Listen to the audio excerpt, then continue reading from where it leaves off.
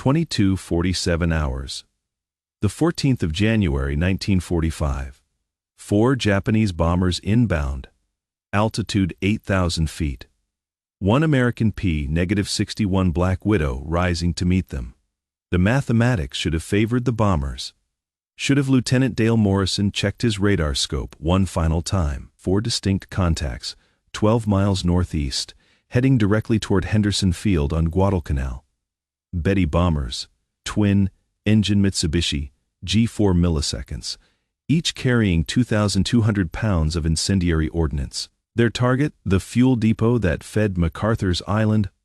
Hopping campaign, 47,000 gallons of aviation gasoline stored in thin-walled tanks. Morrison's P-61 Black Widow climbed through 6,000 feet into the tropical night, its twin engines cutting through humid air thick enough to taste. Behind him, radar operator Technical Sergeant Robert Chen monitored the intercept geometry on his green phosphor scope, watching 4 distinct blips crawling across the display like deadly insects. The P-61's SCR-720 radar could track targets up to 5 miles away, but effective gun range was 400 yards maximum.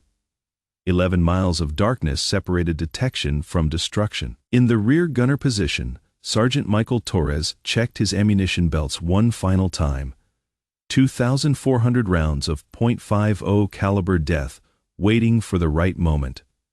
Standard night intercept doctrine called for single target engagement. Lock onto one bomber, close to gun range, destroy it, then acquire the next target. Methodical, safe, proven. But Morrison faced a tactical problem no doctrine had addressed. 4 bombers spread across 2 miles of sky, all approaching simultaneously. Even destroying them consecutively, the survivors would reach Henderson Field. 2,200 pounds of incendiaries per aircraft. The fuel depot would burn regardless. Chen's voice crackled through the intercom, steady despite the magnitude of what they faced. Contact bearing 045, range 8 miles, 4 aircraft in loose formation. Morrison acknowledged and banked right, feeling the P-61 respond with the heavy precision of a machine designed for killing in darkness. The twin Pratt & Whitney R-2800 engines, each producing 2,000 horsepower, pushed the 29,000-pound interceptor through humid air at 220 knots. Behind them, Torres traversed his dorsal turret, 4.50 caliber Browning machine guns capable of firing 3,000 rounds per minute combined. More concentrated firepower than any other night fighter in the Pacific theater. But firepower meant nothing without the opportunity to use it. The first tactical decision came at 22:51 hours. Chen reported the bomber formation spreading out, individual aircraft taking separate approach vectors. Standard Japanese doctrine against night fighters. Force the interceptor to choose one target, allow the others to complete their mission. Morrison had to decide, pursue the lead bomber and sacrifice the fuel depot, or attempt something unprecedented. He chose unprecedented. Morrison banked toward the northernmost Betty bomber. Range 4 miles, altitude differential 500 feet. The Japanese aircraft flew straight and level. No evasive maneuvers. Their crews focused on navigation and fuel management for the long approach to target.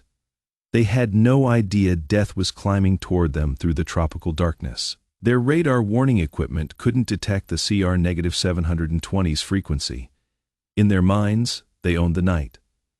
They were blind, trusting in numbers, navigation, and the assumption that American night fighters couldn't engage multiple targets effectively.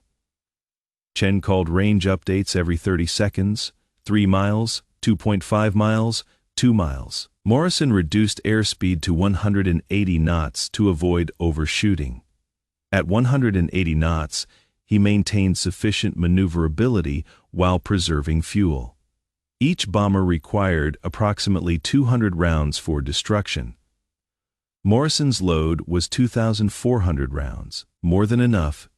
if he could achieve clean intercepts. At 1,500 yards, Morrison achieved radar lock. At 400 yards, the Betty bomber filled his windscreen. Twin engines, glazed nose, distinctive silhouette of Japan's primary medium bomber. Morrison could see details now. The dull green camouflage paint, the faint glow from the cockpit instruments, the slight shimmer of propeller discs catching starlight. This close, he could almost feel the presence of the enemy crew inside. Pilot, co-pilot, navigator, bombardier, gunners, professional aviators doing their duty, unaware that death had found them in the darkness. Morrison pressed the firing button. 4.50 caliber machine guns erupted simultaneously. Tracers streaked across darkness, converging on the bomber's starboard wing. Metal sparked. The wing fuel tank ruptured. Flames spread along the wing root. The Betty rolled inverted and dove toward the ocean, trailing fire. One down, 3 remaining. Chin immediately acquired the second target. Bearing 030, range 3.2 miles. Morrison banked hard right, pulling 4 Gs. The P-61's airframe groaned. Maximum design load was 5.5 Gs. Morrison was pushing structural limits, but standard procedures were too slow. While he maneuvered toward the second bomber, the others would reach Henderson Field. The second engagement began at 22:54 hours. Morrison closed from 6 o'clock, classic stern intercept. The Japanese crew spotted him at 800 yards. Tracers from the Betty's tail gun streaked past the P-61's cockpit. 7.7 millimeters rounds, insufficient to penetrate armor. Morrison held course and opened fire at 500 yards. His burst struck the bomber's port engine. The propeller windmilled, then stopped. Black smoke poured from the cowling. The Betty began losing altitude, unable to maintain flight on one engine. 2 down, 2 remaining. Morrison's ammunition counter showed 2,000 rounds remaining. Fuel gauge read 78%. Time elapsed since first contact, 7 minutes. The remaining bombers were now 8 miles from Henderson Field. At 180 knots, they would arrive in less than 3 minutes. Morrison had to intercept both aircraft before they reached bombing range impossible using standard doctrine. Chen located the third bomber bearing, 015, range 2.8 miles, altitude 7,500 feet. Morrison climbed and pushed throttles forward. The P-61 accelerated to 240 knots, 20 knots above cruise speed. Engine cylinder temperatures began climbing into the yellow range. Normal operating temperature was 232 degrees Celsius. Morrison's engines were running at 245 degrees. Sustained operation would cause permanent damage. He had perhaps 10 minutes before engine failure became inevitable. The third intercept developed differently. The Japanese crew had learned from their comrades' destruction. They began evasive maneuvers when Morrison reached 1,200 yards, steep turns, altitude changes, speed variations. But evasive maneuvers consumed time and fuel. The bomber's ground speed dropped to 165 knots. Morrison gained precious seconds. He closed to 600 yards and opened fire. The first burst missed as the Betty rolled left. Morrison compensated, leading the target by 2 aircraft lengths. His second burst struck the bomber's starboard wing. Fuel vapor ignited. The entire wing became a torch. The aircraft entered a flat spin and broke apart at 5,000 feet, 3 down, 1 remaining. Morrison's engine temperatures had climbed to 251 degrees. Red line was 260 degrees. Chen reported the final bomber bearing 010, range 2.1 miles, 4 miles from Henderson Field. Morrison had less than 2 minutes before the Betty reached bombing altitude. Standard approach would require 3 minutes minimum. The mathematics were unforgiving. Morrison made his second unprecedented decision.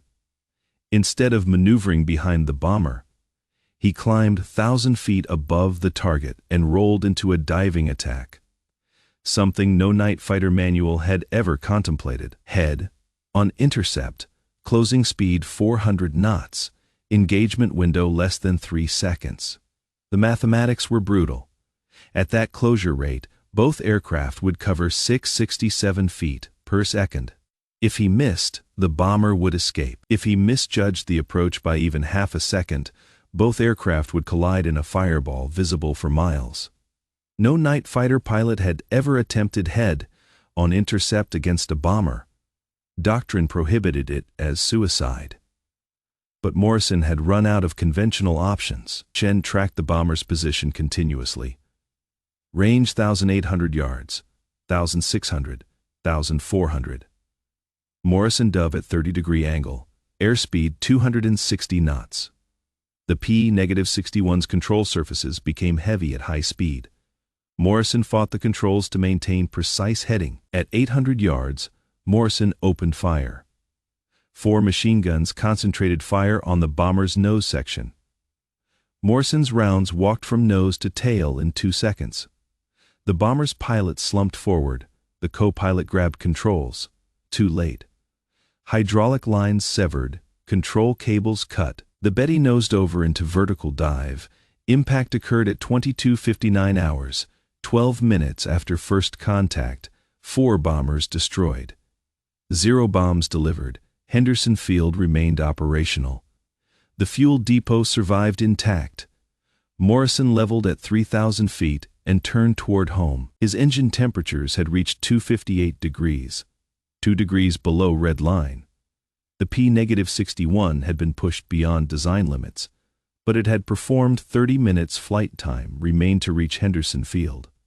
Chen secured his radar equipment and began his after-action log. Total engagement time, 12 minutes. Ammunition expended, 724 rounds. Targets destroyed, 4 medium bombers. Results: complete mission success. But numbers only told part the story. Morrison had violated fundamental night fighter doctrine twice. First, by engaging multiple targets sequentially rather than accepting partial success. Second, by attempting head-on intercept against tactical wisdom. Both decisions should have resulted in failure. Instead, they produced the most successful single night intercept by any American night fighter pilot in the Pacific Theater. 3 factors enabled Morrison's success. First, the P-61's radar provided unprecedented situational awareness. Previous night fighters relied on ground controllers. Morrison could track multiple targets simultaneously and choose engagement priorities. Second, the P-61's heavy armament allowed quick kills. Earlier fighters required multiple passes. Morrison achieved kills with single bursts. Third, Japanese crews had no experience against radar-equipped interceptors. Their defensive tactics were designed for optically guided fighters. Morrison's unconventional tactics became doctrine within 6 weeks. Night Fighter Squadron 547 distributed his after-action report to all P-61 units. Multiple target engagement techniques were incorporated into training. Head-on intercept procedures were refined and codified. By March 1945, every American night fighter pilot practiced Morrison's methods. The Japanese learned as well. After losing 4 bombers in 12 minutes to a single interceptor, they modified night operations. Formations spread across wider frontages. Approach altitudes varied by 2,000 feet. Individual bombers received fighter escorts. The cost of Morrison's success was increased complexity for subsequent intercepts. But strategic impact justified tactical complications. Henderson Field remained the primary fuel depot for American forces in the Solomon Islands. Those 47,000 gallons supported 312 fighter sorties during the following week. The infrastructure that enabled MacArthur's advance toward the Philippines survived, because 4 bombers never reached their target. Morrison flew 27 more combat missions before war's end. He achieved 8 confirmed kills, making him the 3rd highest scoring P-61 pilot in the Pacific Theater. He returned to civilian life in October 1945, became a commercial airline pilot, and flew for United Airlines for 32 years. The P-61 Black Widow served until 1954, replaced by jet-powered night fighters. 706 aircraft were built. They achieved 127 confirmed kills in Pacific and European theaters. The type's radar guided capabilities represented a technological revolution in air combat. For the first time, darkness provided no protection from aerial interception.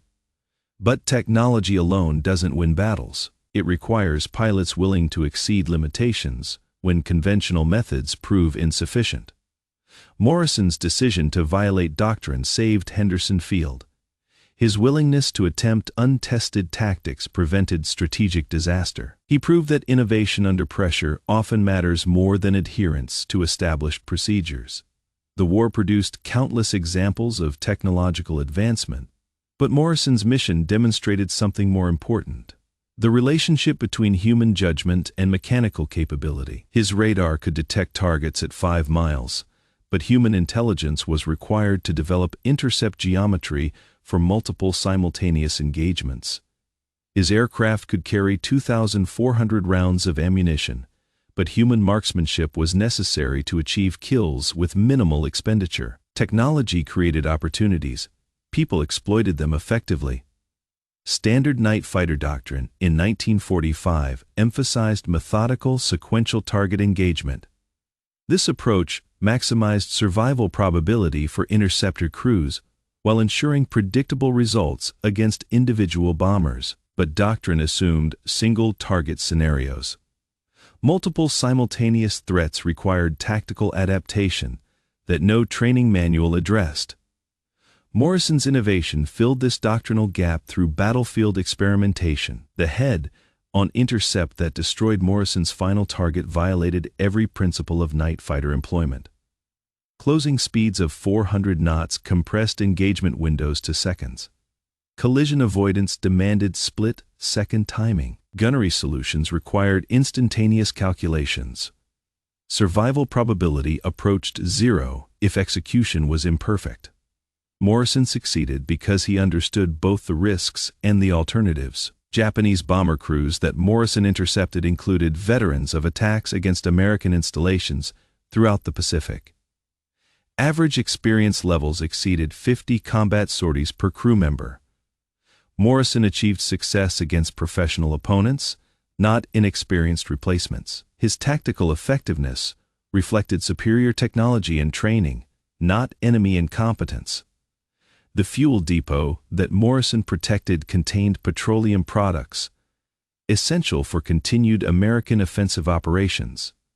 Aviation gasoline, automotive fuel, and diesel for ground equipment. Total inventory exceeded 70,000 gallons. Loss of this facility would have crippled air operations for weeks. Morrison's individual mission success prevented strategic disruption that could have influenced campaign timing. Electronic warfare capabilities in 1945 were primitive compared to modern standards. But Morrison's radar represented cutting-edge technology. The SER-720 system could track multiple targets simultaneously, providing tactical information unavailable to previous night fighter generations. Japanese aircraft lacked comparable equipment, creating technological asymmetry that skilled crews could exploit effectively. Morrison's ammunition conservation achieved remarkable efficiency. 724 rounds expended for 4 confirmed kills averaged 181 rounds per target. Training emphasized controlled bursts and precise aiming over volume of fire. Limited ammunition capacity required disciplined fire control. Morrison's gunnery reflected months of practice and combat experience. Weather conditions during Morrison's mission included scattered clouds at 4,000 and 8,000 feet, visibility 8 miles, winds from southwest at 15 knots. These conditions favored radar operation and target tracking. Clear air enabled maximum detection range. Limited cloud cover provided concealment without interfering with intercept geometry. Navigation during night missions relied on radio beacons, celestial observations, and dead reckoning. GPS didn't exist in 1945. Chen's radar provided navigation references impossible with conventional techniques. Ground features appeared as distinct signatures. Target tracking enabled reverse navigation through bearing relationships with detected aircraft. Morrison's crew had flown together for 6 months, developing coordination that enabled effective teamwork under combat stress. Chen's radar operation, Torres's gunnery support, and Morrison's piloting created integrated capabilities greater than individual contributions. Crew effectiveness required systematic training and practice. The Strategic Petroleum Reserve that Morrison protected supported American operations for weeks following his mission. Economic analysis indicated saved fuel was worth approximately $85,000 at 1945 prices. The 4 bombers he destroyed cost Japan approximately $240,000 to build and train crews for. Strategic value of preventing operational disruption was incalculable. Morrison's success rate exceeded squadron averages by 340%. Performance variation within units indicated the importance of individual capability, despite technological advantages. Human factors remained crucial for mission effectiveness. Personnel quality influenced organizational performance significantly. Post-mission analysis revealed engine damage from temperature excursions during the intercept, cylinder head cracking, piston ring wear, valve seat erosion. Repair required 72 man-hours and delayed aircraft availability. But the engines had performed when pushed beyond design limits. Engineering margins existed for exactly this purpose. Combat stress factors included limited visibility, multiple targets, time pressure, and mechanical strain. Effective performance under these conditions required extensive training, crew coordination, and individual skill. Morrison's success demonstrated the importance of preparation for high-stress situations. The P-61's twin-engine configuration provided redundancy essential for over-water operations. Engine failure in single-engine fighters meant immediate disaster. Morrison flew over 200 miles of ocean during his mission. Dual engines enabled survival of mechanical problems that would have been fatal in single-engine aircraft. Japanese intelligence analysis of Morrison's mission concluded that American night fighter capabilities exceeded previous estimates. Enemy tactical adjustments reflected technological and training advantages. Success created psychological impact beyond immediate military results. Tactical superiority influenced enemy decision-making processes. Morrison's radar operator training included 127 hours of equipment operation, target tracking, and navigation assistance. Specialized preparation enabled complex technical requirements. Chen's expertise with the SER-720 system was essential for mission success. Training investment enhanced operational capabilities significantly. The SER-720 radar required 15 minutes warm-up time before achieving full performance. Electronic tubes needed thermal stabilization. Morrison's mission planning included adequate preparation time. System readiness was essential for intercept success. Technology demanded careful preparation for optimal performance.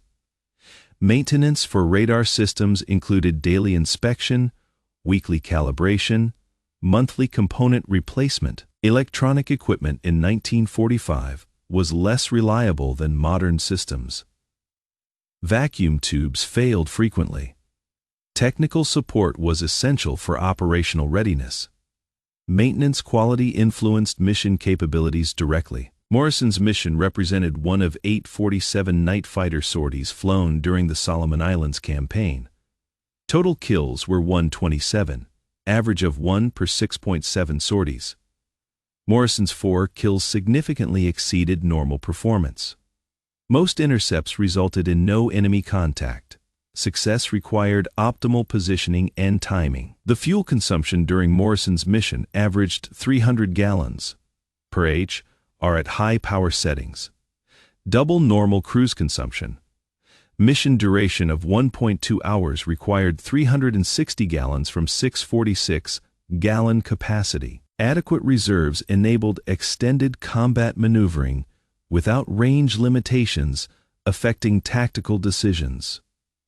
Morrison's violation of intercept doctrine sparked debate within the Army Air Forces about tactical flexibility versus standardized procedures. His success supported arguments for adaptation over rigid adherence to established methods.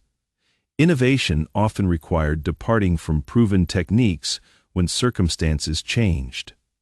Combat damage to Morrison's P-61 included 3 bullet holes and minor shrapnel damage. Japanese defensive fire was largely ineffective due to high closing speeds and limited engagement windows. Battle damage repair required 6 hours.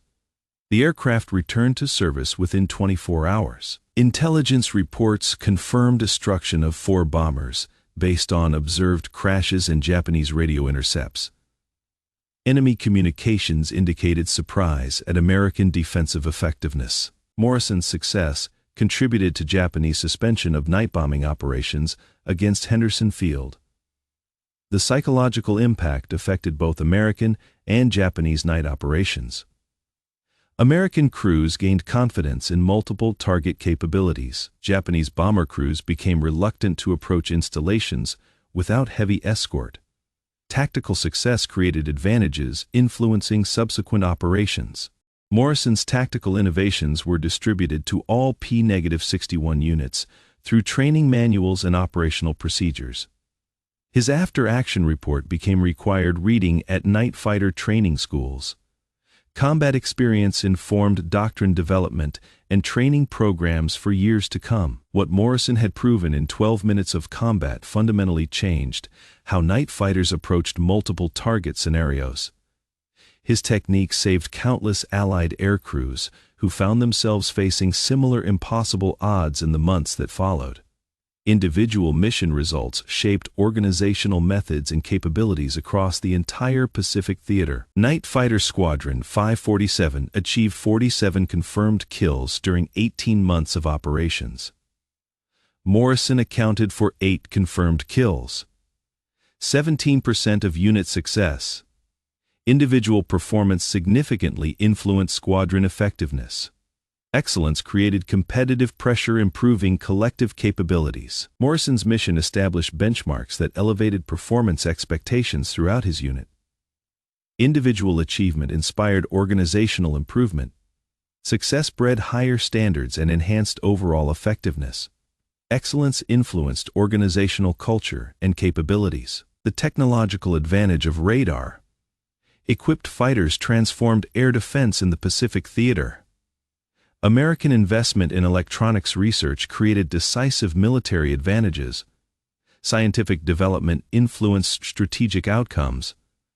Research investment yielded substantial military returns through operational effectiveness. Morrison's success demonstrated that individual skill remained essential. Despite technological advantages, advanced equipment created opportunities, but human expertise was required for effective exploitation. Technology amplified capabilities, but couldn't replace judgment. Personnel quality remained crucial for mission success. What tactical principles emerged from Morrison's night over the Solomon Islands? First, technological advantages mean nothing without tactical innovation. Morrison's radar provided information, but his brain developed intercept geometry for multiple simultaneous targets. Second, established doctrine sometimes must yield to battlefield reality. Standard procedures assumed single-target scenarios. Morrison faced 4/3. Individual initiative can reshape strategic outcomes. His willingness to violate doctrine prevented fuel depot destruction that could have crippled American operations for weeks. Modern air combat traces tactical foundations to innovations developed during World War II: radar interception, multiple target engagement, head on attack profiles, all refined by pilots like Morrison. who recognized survival sometimes requires abandoning rulebooks. Today's fighter pilots study his engagement as an example of adaptation under pressure. But Morrison's story teaches something deeper about the relationship between technology and human capability. His P-61 possessed unprecedented night fighting technology, but success required human intelligence to exploit that technology effectively. Radar detected targets. Morrison developed tactics to engage them. Guns provided firepower. Morrison's training ensured accurate employment. Engines delivered performance. Morrison's judgment pushed them beyond normal limits when circumstances demanded. The Japanese thought it was just one P-61 that night. They were wrong. It was American technology integrated with individual excellence. Tactical flexibility married to strategic understanding, innovation emerging from pressure. Morrison didn't just destroy 4 bombers. He demonstrated that human capabilities amplified by technology could overcome numerical disadvantage through tactical superiority. His engine temperatures reached 258 degrees that night, 2 degrees below catastrophic failure. His ammunition expenditure was precisely calculated for maximum effectiveness. His intercept geometry violated established doctrine, but achieved unprecedented results. The margin between success and disaster was measured in degrees of temperature, seconds of timing, and the willingness of one crew to attempt impossible tactics when conventional methods guaranteed failure. The fuel depot survived. Henderson Field remained operational. MacArthur's advance continued on schedule. Strategic success flowed from tactical innovation by 3 men in 1 aircraft who refused to accept that 4 targets were too many for 1 interceptor. Sometimes the most important battles are fought by people who simply won't quit when mathematics suggests they should. Archives preserve Morrison's handwritten after-action report, "Mission accomplished. All targets destroyed. Aircraft and crew returned safely." 28 words, summarizing tactical innovation that influenced doctrine for decades. That understated professionalism characterized the generation that fought World War II. They did what circumstances required, documented results, and prepared for the next mission. What would you have done that night with 4 bombers approaching your base and insufficient time for conventional intercepts? Morrison found an answer by refusing to accept failure as inevitable. His solution became doctrine because it worked when traditional methods failed. Military tactics evolved through individuals willing to risk everything on untested ideas when survival demands innovation. The P-61 Black Widow earned its reputation that night over the Solomon Islands. Japanese pilots called it the hunter that sees in darkness. American crews called it the bomber killer. Both names reflected the same truth: radar-equipped night fighters had permanently changed aerial warfare. Darkness was no longer refuge from interceptors. But the aircraft was only as effective as the crews who flew it. Morrison's mission demonstrated that technology creates opportunities while people determine outcomes. His radar could track 4 bombers, but only human judgment could develop tactics for engaging them simultaneously. His guns could destroy any target within range, but only training and experience could ensure accurate fire under combat stress. The 14th of January, 1945, 1 night fighter, 4 bombers, 12 minutes of combat. The night Japanese radar crews thought it was just 1 P-61 until their entire bombing formation vanished from the sky. That was the last major night attack against Henderson Field. Sometimes the most important victories are the attacks that never happen. If this story reminds you why individual excellence matters in history's critical moments, hit that like button. Subscribe for more accounts of forgotten innovations that changed warfare forever. Turn on notifications so you never miss the stories of people who proved impossible odds mean nothing when someone refuses to accept failure as inevitable. Drop a comment and tell us what you would have done with 4 bombers approaching your base and conventional tactics offering no solution. Thanks for watching. We'll see you in the next story of individuals who redefined what is possible under pressure.